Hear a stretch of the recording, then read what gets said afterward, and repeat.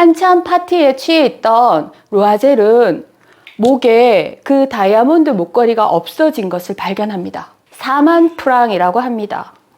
루아젤은 이 사람 저 사람에게 1000프랑, 500프랑, 100프랑, 60프랑 이렇게 되는 대로 많은 돈을 꾸러 다니게 됩니다.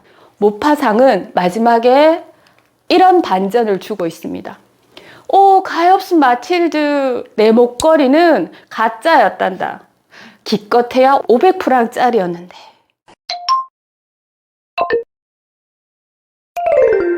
안녕하세요. 반갑습니다. 기복희와 함께하는 독서 여행 14번째 시간입니다.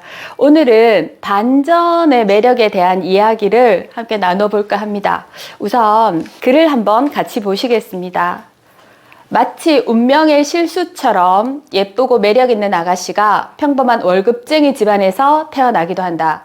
그 여자가 바로 그런 아가씨들 중 하나였다. 지참금이나 유산을 받을 희망도 없었고 부유하고 신분 높은 남자와 사귀어 이해받고 사랑받고 결혼하게 될 가능성도 전혀 없었다. 그래서 그녀는 교육부의 하급 공무원과 대충 결혼해버렸다. 어느 소설의 첫 부분입니다. 혹시 기억나는 소설이 있나요? 네, 모파상의 목걸이의 첫 부분이었습니다. 모파상은 그 19세기 후반 프랑스 사실주의의 대표 작가라고 할 수 있습니다. 비계덩어리라든지 여자 일생도 굉장히 유명한 소설이죠. 워낙 이 목걸이라는 소설이 유명하다 보니까 여러 출판사에서 번역이 되었고요. 오늘은 제가 가지고 있는 웅진에서 나온 목걸이로 내용을 소개해 드리고자 합니다. 등장인물 중심으로 이야기를 간추려 봤는데요. 우선 여자 주인공입니다. 마틸드이죠. 책에 이런 부분이 있습니다. 그녀는 자기가 세상의 모든 사치와 세련된 멋을 누리기 위해 태어난 여자라고 느꼈기 때문에 끊임없이 괴로웠다. 집이 초라해서, 방의 병이 후줄근해서, 그리고 의자가 낡아서, 커튼이나 식탁보가 초라해서 괴로웠다. 어떠세요? 마틸드는 굉장히 아름답지만 또 그 아름다움을 가지고 있는 뿐만 아니라 허영심도 굉장히 많은 그런 여자라는 것을 알 수 있습니다. 마틸드의 남편이죠. 루아젤입니다. 처음에 교육부 하급 직원이라고 했던 그 분입니다. 루아젤은 사흘 동안 빨지 않은 식탁보가 덮인 둥근 식탁에 앉아 저녁 식사를 할 때 스프 냄비 뚜껑을 열어보고는 더없이 기쁜 표정으로 아, 맛있는 고깃찌개네. 뭐니 해도 이게 제일 맛있어 라고 말하였다고 합니다. 물론 마틸드가 해준 찌개 요리가 굉장히 맛있었을 수도 있지만 짐작컨대 그렇게 요리 솜씨가 뛰어난 건 아닐 것 같아요. 그러면 굉장히 아내를 위해서 사는 가정적인 남편의 모습이라고 볼 수 있겠죠. 어느 날 루아젤이 퇴근하는 길에 큰 봉투를 하나 들고 옵니다.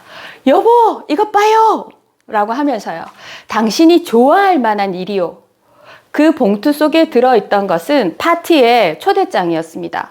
교육부의 조르즈 랑포노 장관 부부가 1월 18일 월요일 관저에서 열리는 연회에 루아젤 부부를 초대하오니 부디 참석해 주시기 바랍니다. 라는 내용이 있었습니다. 루아젤은 이 초대장을 받고 어떤 마음이 들었을까요? 네, 부인인 마틸드를 신나게 해줄 생각으로 가득 차 있었을 겁니다. 그런데 이 초대장을 받은 마틸드는 어때요?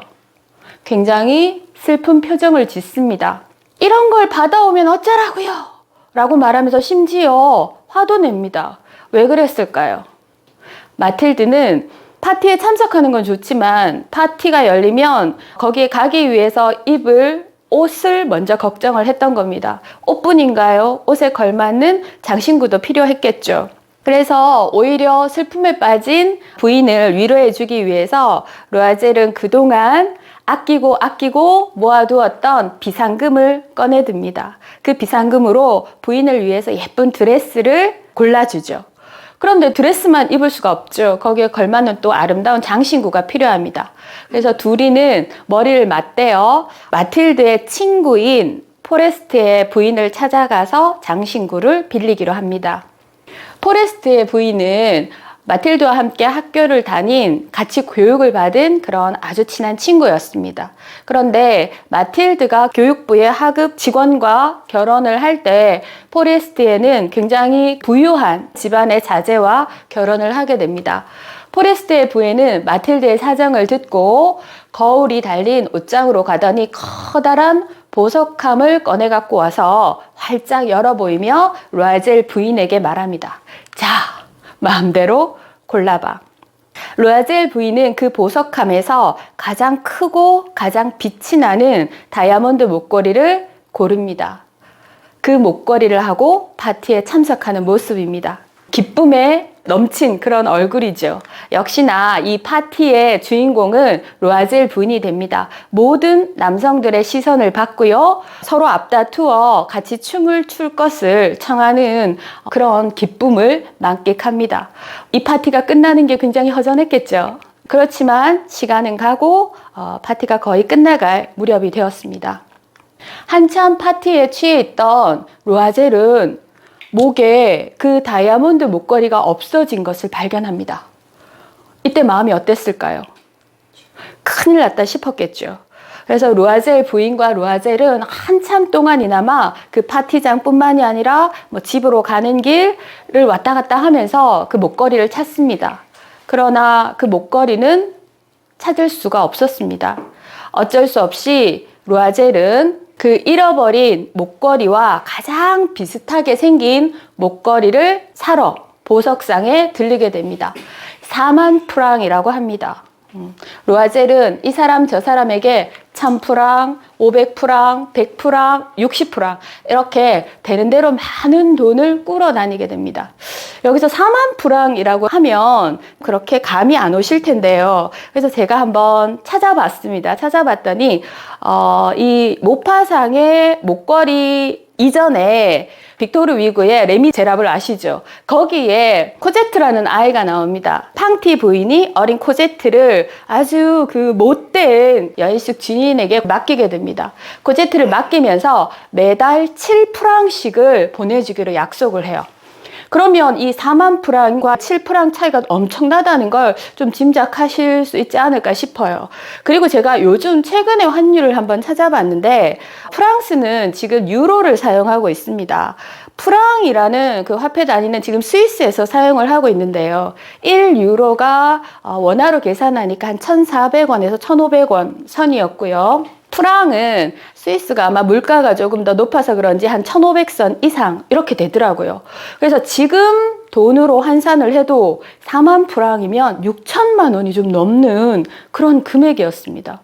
지금도 목걸이 하나에 그 정도면 굉장히 대단한 금액인데 이 모파상의 목걸이가 씌워질 당시가 19세기 후반 무렵이니까 그때는 가히 6억이 될지 60억이 될지 짐작조차 할 수 없는 그런 돈입니다. 그런데 그 빚을 교육부의 하급 직원 부부인 2명이 갚아 나가기에는 굉장히 많은 세월이 걸렸을 겁니다.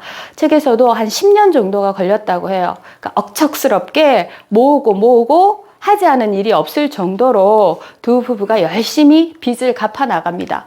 그래서 10년 동안 빚을 갚는 동안에 로아젤 부인은 어때요? 나이가 점점 들어가죠. 그래서 그 곱고 아름답던 그 부인의 모습이 가난한 집안의 억척스럽고 기운센 건장한 그런 아낙네의 모습으로 변해갔습니다. 결국 그 빚은 10년에 걸쳐서 다 갚게 됩니다. 그 빚을 다 갚고 났을 때 그 로아젤 부인과 로아젤의 마음이 어땠을까요? 네, 홀가분하면서도 굉장히 허탈한 그런 마음이 들지 않았을까 싶습니다. 어느 날 로아젤 부인이 길을 가다가 포레스트의 부인을 만납니다. 기쁜 마음이었을까요, 무작정? 그렇진 않았겠죠. 너 때문에 내가 그 지난 10년 동안 그렇게 고생을 했다라는 억울한 마음도 좀 들었을 것 같습니다. 그럼에도 불구하고 일단 빚을 다 갚았기 때문에 기쁜 마음으로 친구를 부릅니다. 포레스트의 부인의 처녀적 이름이 잔이거든요. 그래서 잔, 너무 반갑다라고 인사를 했더니 포레스트의 부인은 누구세요? 이런 반응을 보인다는 거죠. 그래서 나야, 나 마틸드. 라고 이야기를 하면서 10년 동안 있었던 일을 들려줍니다. 만약 이 목걸이라는 이야기가 여기서 끝이 났더라면 어땠을까요? 그냥 우리는 허영심 많은 어떤 여자가 그 허영심으로 인해서 일어나는 일 때문에 굉장히 어렵고 힘들고 지친 시간들을 보냈을 것이다. 그래서 굉장히 반성하는 그런 교훈을 얻었을지도 모릅니다. 그리고 어때요? 그럼에도 불구하고 또 열심히 일을 해서 그 빚을 다 갚아요. 그 성실성에 우리가 또 격려의 박수를 보냈을 수도 있습니다. 그렇지만 이 책은, 모파상은 마지막에 이런 반전을 주고 있습니다.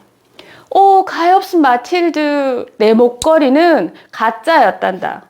기껏해야 500프랑짜리였는데. 어때요? 뭔가 쿵 하고 내려앉는 듯한 기분이 듭니다. 이게 바로 반전의 묘미가 아닐까 싶어요. 이 반전으로 인해서 우리 독자들은 오히려 이 책의 내용을 더 오랫동안 더 여운이 남는 그런 책으로 기억을 하게 되는 게 아닌가 싶어요. 삶의 아이러니까지 우리가 느껴볼 수 있습니다. 이런 반전이 굉장히 재미있는 구성으로 이루어진 그림책이 또 한 권 있어서 여러분들한테 소개해 드리고 싶어서 가지고 왔습니다. 집안에 무슨 일이? 라는 그림책이에요. 올리 출판사에서 나온 책인데요. 이 책은 특별히 21년도에 볼로냐 일러스트레이터 상 수상작이기도 합니다. 집안에 무슨 일이 일어나고 있는 걸까요? 네, 궁금증을 가지고 책을 보면 재밌을 것 같습니다. 우선 창문을 통해 집안에 누가 보이나요? 늑대가 보입니다. 늑대가 집안에서 무슨 일을 하고 있는 걸까요? 네, 이 책이 재밌는 게 자, 제가 직접 보여드리기 위해서 책을 가지고 왔는데요. 이 책입니다. 표지는 그냥 같은 모습이죠. 평면인데 이 책은 펼쳐두는 순간 마법이 펼쳐집니다. 이렇게 되죠. 내용은 감춰야 되는데. 네. 자, 이렇게 창문의 모양이 그대로 보입니다. 그래서 책 매장마다 대문을 열듯이 이렇게 열어보면서 그 집안에 어떤 일이 일어났는지를 우리가 한번 추측해 보게 하는 그런 책입니다. 자, 책의 표지였고요. 네, 책의 뒷표지입니다. 뒷표지에는 보면 보이는 모습이 전부가 아니야. 좀 힌트를 주고 있습니다. 집안에 늑대가 있어. 그랬죠? 우리 아까 창문을 통해서 늑대를 봤습니다. 늑대가 빨간 망토와 할머니를 삼켰을까? 우리가 잘 아는 이야기죠. 아기돼지 삼형제를 잡아먹었을까? 우리가 알고 있는 이야기에서는 실제 아기돼지 삼형제가 잡아먹힙니다. 늑대에게. 책장을 넘기기 전에 무슨 일이 벌어지고 있는지 상상해 봐. 상상을 뛰어넘는 반전이 기다리고 있을 거야. 자, 어떤 반전들이 기다리고 있는지 같이 한번 보겠습니다. 네, 첫 번째 장면입니다. 어때요? 아름다운 꽃들이 피어 있는 정원이 딸린 예쁜 집입니다. 할머니가 보입니다. 굉장히 마음씨 좋아 보이는 할머니가 지금 무엇을 하고 있는 걸까요? 무엇을 하고 있는 것 같으세요? 네, 그래요. 저런 곳에 앉아서 이렇게 뜨개질하고 있는 할머니의 모습 우리 쉽게 상상해 볼 수 있습니다. 정말 그럴까요? 한번 볼게요. 책장을 넘깁니다. 이 할머니는 으스스한 마녀였습니다. 지금 집에 오는 손님들을 쥐와 바퀴벌레로 둔갑시킬 마법의 스프를 끓이고 있는 중이에요. 오, 엄청난 반전이 기다리고 있었습니다. 또 다른 이야기를 한번 볼게요. 큰일 났어요. 집안에서 불이 나고 있습니다. 어떻게 하면 좋아요? 119에 신고해야 할까요? 네. 어때요? 용이 불을 뿜고 있어요. 용은 아침마다 베이글을 먹는 걸 굉장히 좋아했답니다. 그리고 그것도 바싹 구운 베이글을요. 그래서 저렇게 베이글을 굽고 있는 중이었어요. 자, 이 책이 어떤 재미가 있는지 아시겠죠? 그래서 제가 수업하는 친구들이랑 이 책을 읽을 때면 바로바로 넘기는 게 아니라 항상 무언가를 상상하게 하고 추측하게 하고 그래서 재밌는 답변이 나온 친구에게 우리 박수를 한번 주고 항상 확인하는 그런 작업을 하면서 이 책을 같이 읽었습니다. 그러면 우리가 제일 첫 페이지에 이 늑대가 무엇을 하는지를 궁금해 했었습니다. 그죠? 그러면 늑대가 과연 무엇을 하고 있을지 한번 같이 보도록 하겠습니다. 늑대가 무엇을 하고 있을까요? 네, 늑대는 책을 읽고 있었습니다. 늑대는 굉장한 독서광이었던 거죠. 지금 책이 표지가 보이는데요. 무슨 표지가 보이시나요? 빨간 망토를 읽고 있습니다. 그리고 이 그림을 자세히 보면 벽면에 액자가 걸려 있는데요. 아기 돼지 삼형제와 빨간 망토에 나오는 할머니 모습의 그림이 걸려져 있습니다. 잡아먹으러 갈까요? 혹시 이 이후에? 이후에 늑대는 빨간 망토 할머니가 만들어주시는 쿠키를 먹으러 갑니다. 할머니가 만들어주시는 쿠키가 특히 맛있었거든요. 그래서 같이 쿠키를 먹고 차를 마시면서 이야기꽃을 피우고 있습니다. 우리가 알고 있던 늑대와 완전 다른 모습을 보이고 있습니다. 이게 반전의 묘미가 아닐까 합니다. 반전을 통해 우리는 생각이 넓어지고 깊어지는 그런 경험을 할 수가 있습니다. 이 장면은 저랑 같이 수업하는 학생들이 가장 인상적이었다고 꼽은 장면이에요. 네, 꿀꿀이 아주머니네 빵가게 모습입니다. 이렇게 그림만 봐도 빵들이 굉장히 먹음직스럽게 보이죠. 막 맛있는 냄새가 바깥까지 솔솔 진동을 하는 듯 합니다. 저도 빵을 굉장히 좋아하거든요. 그래서 한때는 별명이 빵순이었습니다. 막 같이 먹고 싶은 그런 생각이 드는데, 그런데 이 책은 어때요? 늘 반전이 있었습니다. 이번에는 또 어떤 반전이 기다리고 있을지 보겠습니다. 으악! 동시에 소리를 질렀어요. 여러분들 이런 곳에서 만들어지는 빵 먹고 싶으세요? 네. 이 역시도 우리가 생각의 반전을 경험해 볼 수 있는 그런 장면이었습니다. 반전의 품격이라는 책에서 보면 반전에 대해서 이렇게 간략하게 설명을 해주고 있습니다. 학교에서 배운 기승전결에서 전의 극적인 형태가 바로 반전이다. 자신의 지식이나 경험에 의존하여 미리 짐작한 이야기가 생각과 다른 방향으로 흐른다. 그때 우리는 어때요? 눈이 동그래지고 정신이 번쩍 듭니다. 이야기를 하고 어떤 사실을 전달하는데도 이런 반전이 있어야 효과가 발휘된다고 할 수 있습니다. 효과를 발휘하려면 반전이 필요하겠죠. 그래서 저는 제 주변에서 이런 반전이 뭐가 있을까를 생각하며 찾아봤어요. 제 사진 아닙니다. 자, 이곳은 제가 운동 삼아 일주일에 2번 정도 힙합 댄스를 배우는 곳입니다. 반전이죠. 네. 그런데 그 같이 댄스를 배우는 친구 중에 한 명이 복장이 어떠세요? 보통 운동을 하러 가면 저만 그런지 모르겠는데 저는 화장도 안 하거든요. 어떨 때는 세수도 안 하고 갈 때도 있어요. 왜냐하면 어차피 운동을 하면 땀범벅이 되고 집에 와서 샤워를 할 텐데, 그래서 그냥 대충 그냥 꼬질꼬질한 것만 좀 쓱 닦아내고 선크림 바르고 모자 콕 눌러 쓰고요. 좀 후줄그레한 근데 편한 추리닝 바지 하나 입고, 위에는 제가 아들만 둘이거든요. 이제 그러다 보니까 집에 아들들이 작아서 못 입던 그런 티셔츠들이 굉장히 많아요. 그러면 그런 티셔츠 하나 딱 입고 그냥 운동하러 가거든요. 그런데 이 친구는 볼 때마다 어때요? 이렇게 분홍색 추리닝 바지, 그리고 한쪽은 옆이 좀 이렇게 뜯어져 있어요. 나름 엣지 있죠. 네, 그런 바지에 티셔츠도 굉장히 예쁜 걸 입고요. 특히나 제가 하고 느낀 부분이 진주 목걸이를 하고 왔더라고요. 우리 보통 진주 목걸이라고 하면 어때요? 좀 정장을 입었거나 격식 있는 자리에 좀 우아하게 보이고 싶을 때 진주 목걸이를 하는데, 이 친구는 운동을 하러 오면서 진주 목걸이를 하고 왔더라고요. 그래서 제가 물어봤어요. 이거 웬 목걸이냐고. 그랬더니 요즘은 양복 밑에도 운동화를 신고 다니는데, 내가 운동을 하러 나오면서 후줄그레한 모습보다는 이왕이면 예쁘고 산뜻하게 입고 나오면 운동하는 내내 즐거워서 오히려 운동에 효과도 있는 것 같더라고. 그런 이야기를 들려주더라고요. 그래서 제가 그럴 수도 있겠네 라는 생각을 했습니다. 굉장히 반전의 미가 있는 친구였습니다. 그래서 저한테는 어떤 반전이 있나 한번 고민해 봤어요. 가는 길가 어둡다라는 이야기 들어보셨죠? 오늘 제 고백 같은데 제가 약간 가는 길가 좀 어두워요. 가는 기가 먹었다라고도 하죠. 근데 이게 나이가 들어서 자연스러운 노화 현상에 의한 게 아니라 저는 좀 젊었을 때부터, 아니 더 어렸을 때부터 좀 가는 기가 어두운 편이었던 것 같아요.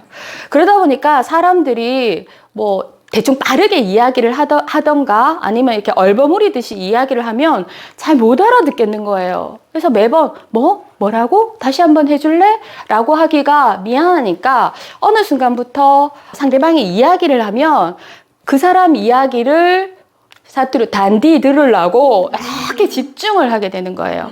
그런데 그냥 듣는 것보다 말할 때 입모양을 같이 보면서 들으면 훨씬 더 효과가 있더라고요. 그래서 굉장히 이제 집중해서 듣게 됐고, 그게 어느 순간부터는 그냥 제 태도로 굳어진 것 같습니다. 그러다 보니까 요즘은 사람들이 자기 이야기 할 때 굉장히 잘 들어줘서 고맙다라는 소리를 많이 들어요.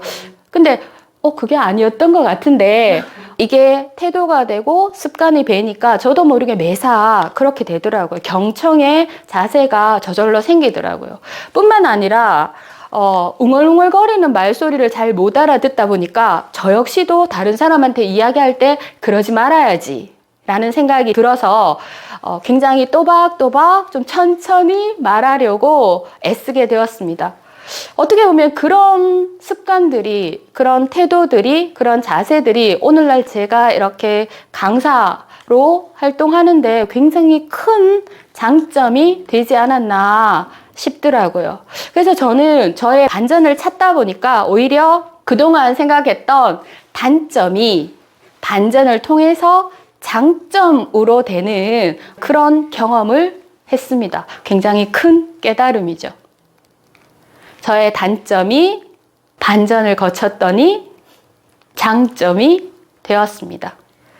여러분에게도 이런 반전의 매력이 있지 않을까 싶어요. 아까 우리 집안의 무슨 일이라는 책에서 창문을 통해서 바깥에서 본 모습과 창문 안에 내 모습이 다르듯이 창문 밖에 누군가가 보는 내 모습하고 집 안에 있는 내 모습은 다를 수 있어요.